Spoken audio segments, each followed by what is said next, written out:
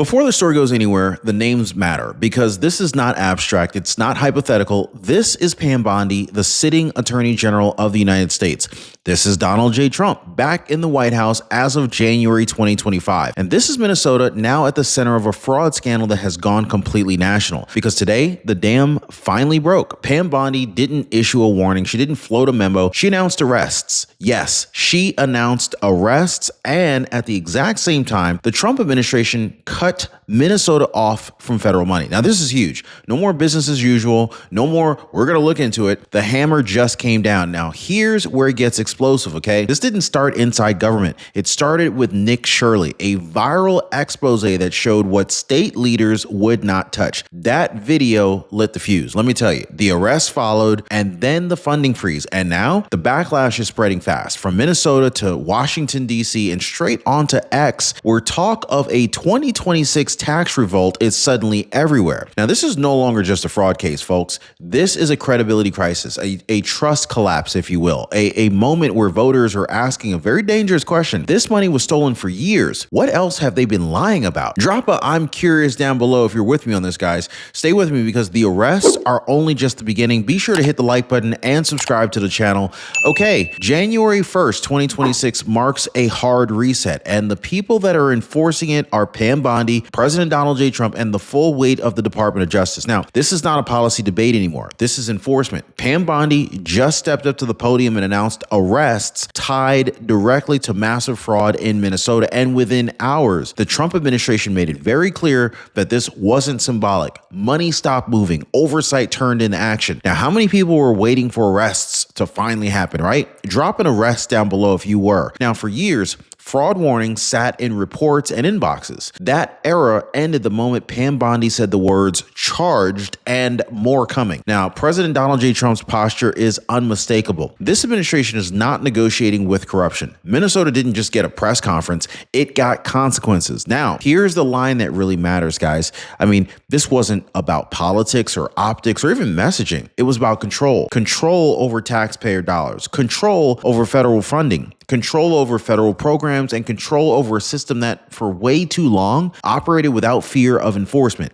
The hammer didn't tap. The hammer just came down. And so the reason why this story exploded nationwide isn't just because arrests happened. It's how many, how fast, and what they point to. Now, federal authorities announced nearly 100 individuals charged in Minnesota-linked fraud cases, with dozens already convicted. Now, that scale matters, okay? This is not a paperwork error. This is not a rogue operator. This is a network. When Pam Bondi and the Department of Justice framed this as organized fraud, that changed the legal posture instantly. Organized fraud triggers asset tracing. It triggers funding freezes. It triggers federal task forces, including DHS and ICE, finally stepping in where the state systems failed. And the exposure? Hundreds of millions in taxpayer money that is tied directly to programs meant to help families, not enrich criminal operations. Now, this is why officials keep repeating the same phrase. This is not just the beginning, because arrests don't close cases. They open doors. Doors to bank records,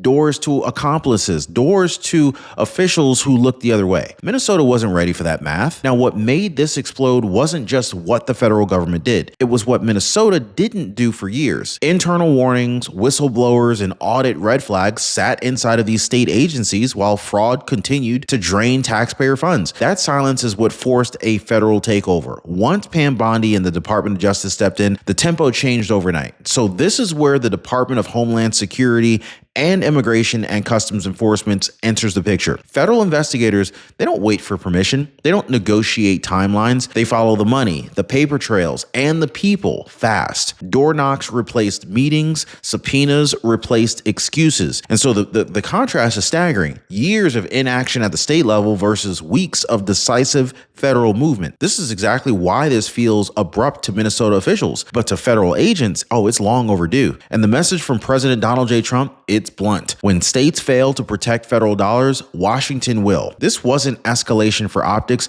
it was intervention by necessity. And this part really matters because what's happening in Minnesota right now, this is exactly how everyday people quietly get burned. People always say, oh, it's only $300. But if you're on a fixed income, I'm pretty sure $300 matters, right? And one viewer reached out after getting hit with a lab bill that her Medicare plan didn't cover. No warning, no fraud, just a line item that she didn't even know existed. Now that bill completely wiped out her entire cushion for the month. And this is how this stuff happens. Not all at once, but quietly. And this is why I partner with Chapter folks. They look for the uncovered costs hiding inside Medicare plans before they turn into surprise bills. They review your coverage line by line so that you're not finding out the hard way. Now, most people are already calling the phone number down below, 909-563-8279, or they're visiting askchapter.org/Ron to get clarity, because accountability should not only exist in Washington, it should also exist in your finances too. Click the link down below in the description. And so here's the part that rattled the system the most. This didn't just begin inside the government. It actually began with Nick Shirley, an independent journalist whose reporting went viral because it showed what official reports would not show. So while agencies debated language, Nick Shirley, he documented patterns, names, locations, repetition. That exposure forced attention where silence had lived. Viewers didn't just watch, they shared the videos. And once the story crossed state lines, federal eyes followed. That is when Pam Bondi and the Department of Justice, they had no choice but to act publicly. The credibility damage to Minnesota leadership and Ilhan Omar and Tim Walz, it was immediate and lasting. And this is the uncomfortable truth. A YouTuber surfaced facts that regulators missed, ignored, or maybe even avoided, right?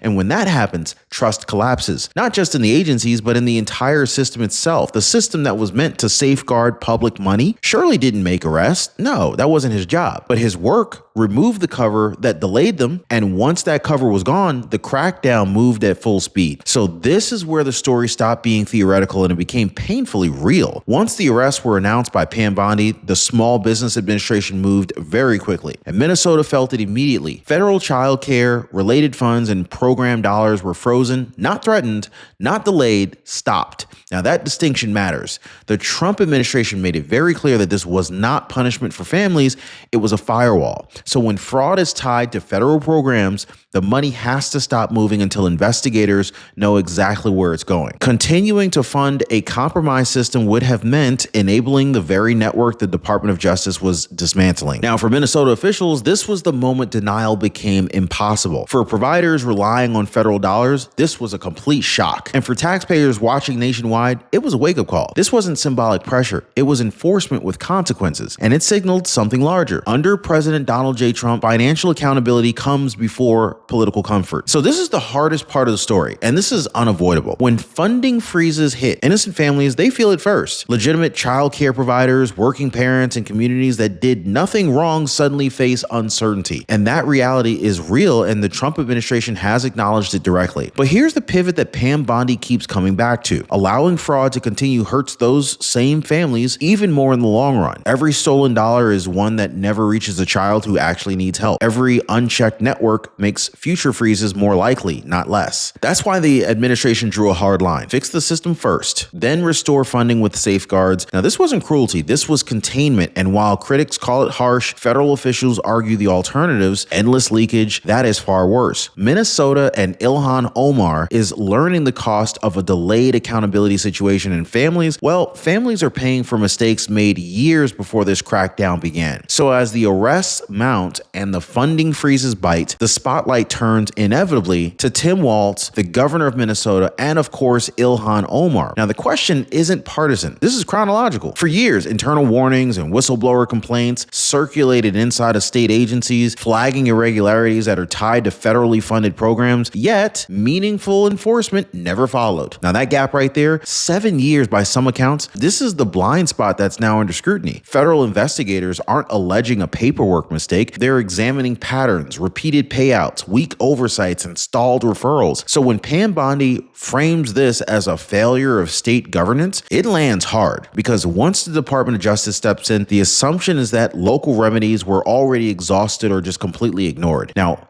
Tim Walt's defenders argue complexity, critics argue neglect, but what really matters now is credibility. When the federal government intervenes this decisively, it raises an unavoidable question for voters nationwide. How many warnings does it take before inaction becomes accountability? The moment Minnesota's money froze, the reaction leapt far beyond the state line, straight onto X. What began as outrage quickly turned into coordination. Conservatives, independents, even apolitical taxpayers, they started connecting the dots between fraud, federal spending, and even trust. The tone wasn't just anger. Oh, it was disbelief. Posts trended questioning how long fraud had gone unchecked and why it took federal arrests to stop it. Others warned that if accountability doesn't stick, compliance won't either. That's where the backlash sharpened. Not calls for chaos, but threats of withdrawal from a system that people no longer trust. This is why President Donald J. Trump's posture matters. His administration understands the moment. Public confidence is brittle. Now on X, Minnesota became a symbol, not a standalone case. A symbol of what happens when oversight fails and why enforcement, once visible, changes the national conversation overnight. Now, out of that backlash came a conversation nobody in Washington expected to go viral this fast. A so-called 2026 tax revolt. Not a movement, not a plan, a signal. On X, Americans began asking whether a system that can lose hundreds of millions to fraud still deserves blind compliance. And the posts weren't instructions, they were warnings. Now, this matters because it reflects something deeper than politics. People are connecting fraud in Minnesota to foreign spending and ballooning deficits and everyday costs that they can't escape. They're also asking why enforcement only appears after viral exposure and why accountability always comes last. Pam Bondi and the Department of Justice have been very careful here, emphasizing that the law is the law. But the sentiment is real. Trust has been damaged, and once taxpayers start questioning legitimacy, restoring confidence becomes harder than making arrest. This is why the administration moved decisively, to stop the bleeding before skepticism becomes structural. So if we zoom out for a moment, and the message from President Donald J. Trump is unmistakable. Minnesota is the example, not the exception. This crackdown isn't about one state, it's a warning shot to all 50 states. Federal dollars come with federal expectations, and failure to enforce them triggers consequences. This is why Pam Bondi framed this as a national standard, not a local scandal. The Department of Justice, backed by DHS and ICE, is signaling a new posture. Clean your house or Washington will do it for you. No carve-outs, no timelines negotiated in public, no protection for failure dressed up as complexity. Governors across the country are watching this very closely because once funding can be frozen this fast, accountability accelerates everywhere. Minnesota's reckoning is now America's case study, and the Trump administration is making clear that enforcement, not excuses, defines the next chapter. And so if anyone thinks that this ends with a press conference, they're missing the trajectory here. Pam Bondi has been very explicit. Arrests open investigation. They don't close them. The Department of Justice is now tracing money flows, bank records, shell entities, and potential accomplices connected to the Minnesota fraud network. That process takes time and it widens, not narrows. More audits are coming, more subpoenas are coming, and more funding decisions will hinge on what investigators uncover next. DHS and ICE aren't leaving once headlines fade. They stay until cases are built. This is why Minnesota's officials sound cautious now. The uncertainty isn't political, it's legal now. Congress is watching too, and oversight doesn't move backwards once it starts. The Trump administration understands this moment. Pulling back would confirm every suspicion voters already have. So instead, they're pressing forward. This isn't a one-day headline. This is a rolling enforcement action, and Minnesota is still in the early chapters here. So at its core, the story is not just about Minnesota or Tim Waltz or Ilhan Omar. It's really about trust and whether Americans believe that their government will protect the money taken from every paycheck. When fraud is allowed to fester, the damage goes far beyond dollars. It corrodes faith. And once that breaks, everything else follows. President Donald J. Trump and Pam Bondi, they are betting on a simple principle. Visible accountability restores confidence faster than words ever could. Arrests matter. Funding freezes matter. Consequences matter. Not because they feel good, but because they remind the public that the system still has teeth. There is no neat ending here. There is no bow to tie. That's intentional because the reckoning isn't finished. The only real question left is whether this moment becomes a turning point or just another warning ignored. So watch what happens next. Drop a like for the video, subscribe, and I'll see you next time.